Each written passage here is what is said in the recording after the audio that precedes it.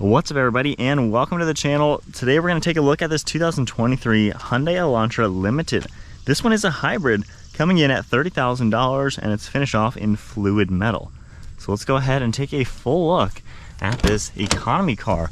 So if we go ahead and pop the hood and find that hood latch for the car, I will say the hood is actually kind of heavy for being such a small little car. However, underneath the hood of this hybrid, you're going to find a 1.6 liter inline 4-cylinder engine.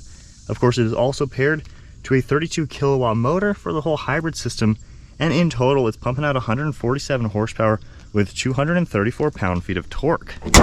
It's also paired to a 6-speed dual clutch transmission. Of course, this is front-wheel drive, and you're also looking at 49 miles per gallon in the city with 52 out on the highway, and that's all running on an 11-gallon fuel tank. Curb weight's also around 3,000 pounds. So you're gonna be looking at like 500 miles on the range, which is really impressive, especially for a little gas tank. Now you're gonna see these cool LED headlights. I like how they have some smooth design, so then they wrap around. You also can see the dark color to them, and then our turn signal is integrated into this grille. You can see this cool dark chrome trim throughout the front grille, huge openings to allow cooling to that engine. Some more of this dark chrome trim, nice triangular shape on the far side, and overall it's kind of sporty. It's got a pretty cool design to it.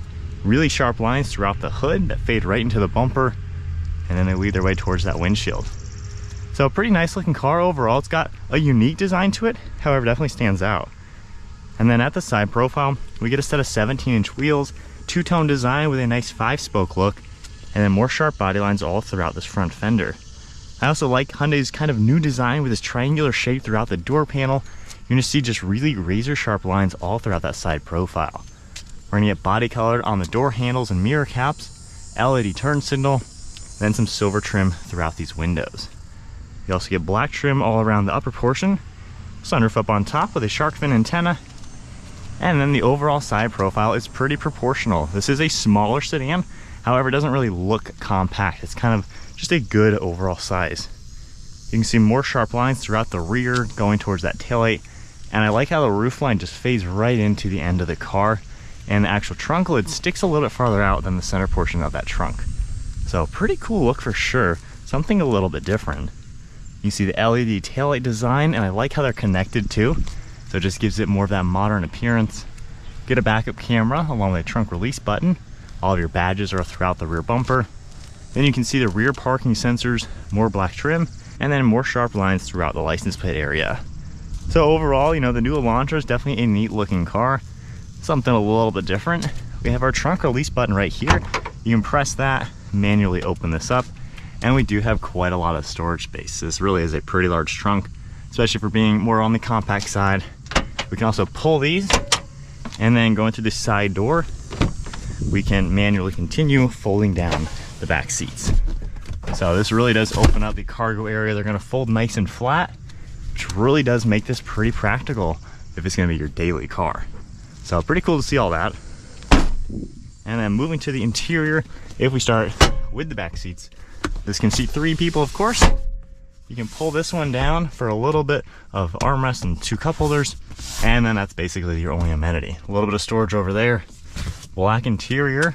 Door panel is kind of plasticky back here. However, of course, you have your window switch and then a little bit of storage. And then if I go ahead and hop inside now, so I'm 5'11", and I have a pretty good amount of leg room.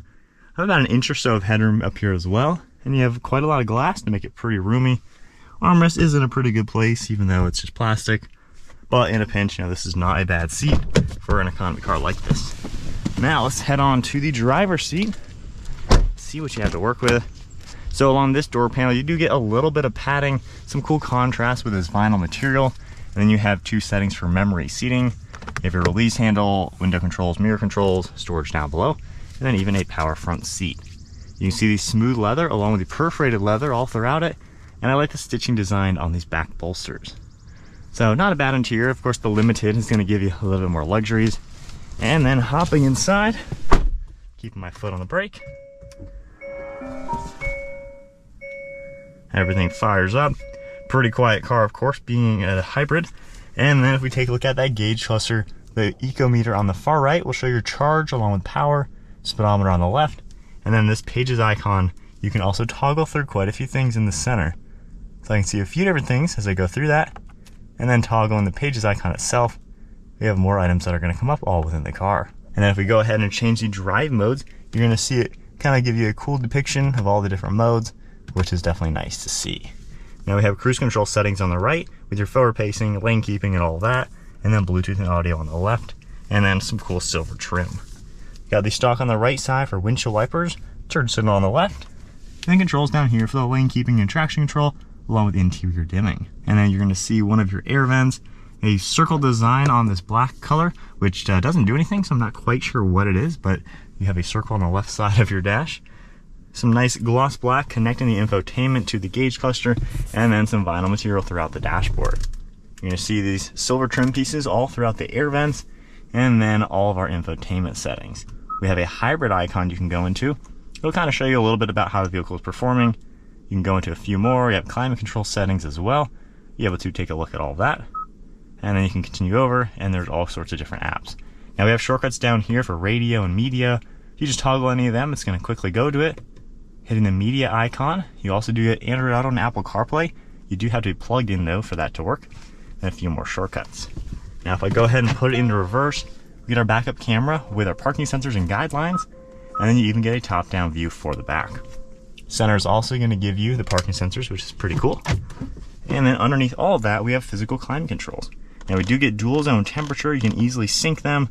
Of course, fan speed, all of your different zones and modes, and then you even have ventilated seats and heated seats. Down below all of that, we get wireless phone charging, and then a few plugs, and then all your controls down here. Of course, your drive mode, the parking camera, electronic park and brake, and a brake hold, and then a nice design with a leather shift boot. I do like this grab handle. It's kind of like what you see in a sports car, so kind of unique to see that for the Elantra. And you have some piano black, 2 cup holders, and then a little bit of rubber with some padding for the armrest. Got a decent amount of storage down here as well, and then a pretty normal glove box. One last look at the interior. Not a bad place to be, kind of sporty in here. Decent use of materials for the $30,000 car, so not too bad. You get a light gray headliner, of course manual sunshade, dome lights, and then your mirror. So now setting off in the Elantra Hybrid, so some normal things you're gonna notice, the safety settings and features in this car are actually really, really good. I think Hyundai's done a great job with their cruise control, the lane keeping, the steering intervention. You can drive this car with no hands for quite some time until it yells at you. So it does a pretty good job staying in the lane, especially on the highway. So it seems like a pretty easy, normal car to drive. You have really good visibility, you know, huge windshield, mirrors all do a great job. And over your left and right shoulder, really no blind spots or anything. It's just an easy car to be in. Now you can hear a little bit of wind noise and road noise. I mean, it's still an economy car at the end of the day. It's nothing too refined. And at $30,000, I mean, that is significantly cheaper than the average price of a new car. So it's kind of an inexpensive car to buy, quite honestly. The seats, they're a little stiff, I would say. So they're decently comfortable. They're not bad for around town, but I'd say long trips in this, you might get a little uncomfortable in the seats. They're just a little on the hard side. Still, overall, they're a good fitting seat. Just wouldn't mind a little bit squishier padding. Armrests are in a great place. And overall, it does drive pretty nice. You know, we're taking some sweeping turns around 50 miles an hour.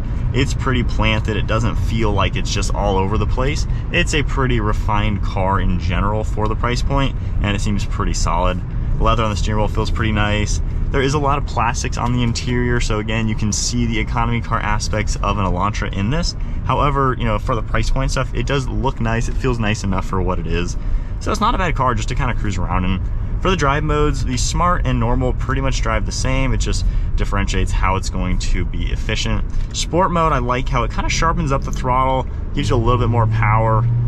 It's not a fast car at all, but it's nice to have it a little bit more peppy. And of course, you can take manual shift if you'd like to just kind of play with it more. Now it's cool driving in the hybrid. I really like this gauge here. You don't need a tachometer in this car, but you can see the eco, the power, and the charge. If I take my foot off the gas, it goes into charge, it's regenerating. Hitting the brakes, it regenerates more. And you can see all the energy flow over here. When I give it some throttle, you can see the engine or batteries giving power to the motor or giving power to the wheels. So I like how the hybrid system works. Sometimes it'll even say EV up on the gauge cluster like right now. So the engine's not doing anything. You know, we're going downhill. We don't need the engine to give you anything. So the battery pack is actually driving the car. Hitting a big bump real quick. pretty solid overall. You know, for being a price point that it is, it does feel like a nice solid car. But driving the hybrid system I really like, because it does get great gas mileage. We've gone up almost 500 miles on this one tank of gas, so pretty awesome to get 50 mpg in it. And it's nice how it's pretty seamless when the engine needs to be kicked in, when it's EV, and just how the regeneration works. It's pretty nice. So overall, I think if you are looking for a pretty budget-friendly hybrid, the Elantra is something to look at. Hyundai gives you a nice enough interior to feel like you're in something a little bit cooler than just a generic car, especially with ventilated seats, navigation, sunroof. I mean, you get all the options you would want in any expensive car. And then the hybrid system does exactly what it needs to do to be incredibly economical. And this isn't all too much more expensive than a normal gas version. So if you're looking for an affordable hybrid, this is a pretty cool option.